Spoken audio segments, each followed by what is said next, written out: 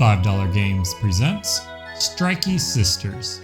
There was a lot of surprising things in this game. For instance, I was not expecting it to be fully voice acted, nor was I expecting each character and boss having unique personalities, nor was I expecting the gameplay to be based off the 1976 game about destroying blocks. I loved the later iteration of that 1976 game and looked forward to the next iteration, but it just never came out and I never understood why. Probably because it came free with the computer or was under a time trial or something like that. Anyways, this is the next evolution that I wanted those several years ago. Let's start with the plot. The plot is that the blue, well, they call it purples, so I guess I'll call it purple.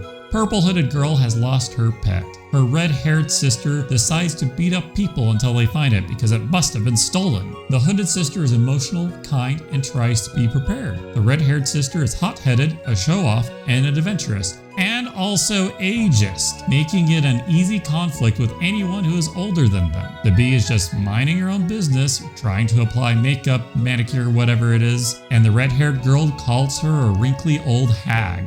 The Ice Witch tries to be hospitable despite the protagonist being rude to them, and then the red-haired girl demands all the gold and food that she has. So this protagonist isn't exactly on the good side of things for the most part, but she is trying to help her sister find the cat. Kind of a gray area. Unless that was really just an excuse to go beat up people and take their stuff. Maybe she was the one who let the cat out in the first place. Dun dun dun! I left off when they found out that the cat was taken by the person who the Ice Witch was planning on poisoning with a love potion. Now that she had cat tears, all she needed was the blood of a virgin. So how does the gameplay go? It's taken the concept of an overworld popularized in the third installment of the Italian Plumber game and taken it in a step in the direction of an open world. There's 4 cardinal directions, each of them have a level. Go. It seems that there's 3 environments per direction, so about 12 worlds altogether, but there's no progression behind lock and key abilities. As far as I can tell, you're given all the tools at the start, and you have to use skill to get through the game. I know, right? You beat a level by destroying all the blocks and enemies. Enemies will spawn as long as there are blocks remaining, so you have to get rid of all the blocks first. However, enemies will drop spells and power-ups when they die, so there's still a reason to kill them. The spells can immensely help eliminate those last few pesky blocks, or like half the screen if it's early in the level. There's also an epic announcer voice that declares the name of whatever item you collect, reminiscent of arcade machines. I didn't find a use for the gold coins though, and couldn't make sense of them either. The game does keep track of how many you get though in each level, but that's about it.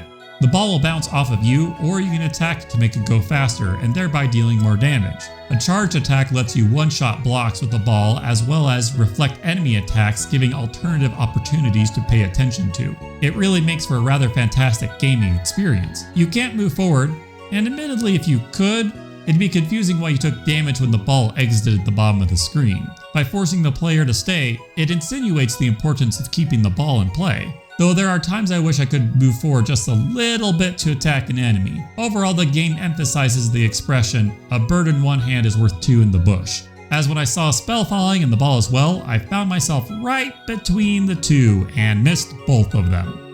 There are chests that drop sapphires and keys, but I couldn't find their purpose. The cards, however, let you capture monsters, and that also just seems to be for collection purposes. Also, the game is 2-player co-op with Steam Remote Play. Subscribe, I do 5 of these each week. Like and comment if you want. That's a wrap for this game. Consider picking this game up instead of a rubber ball.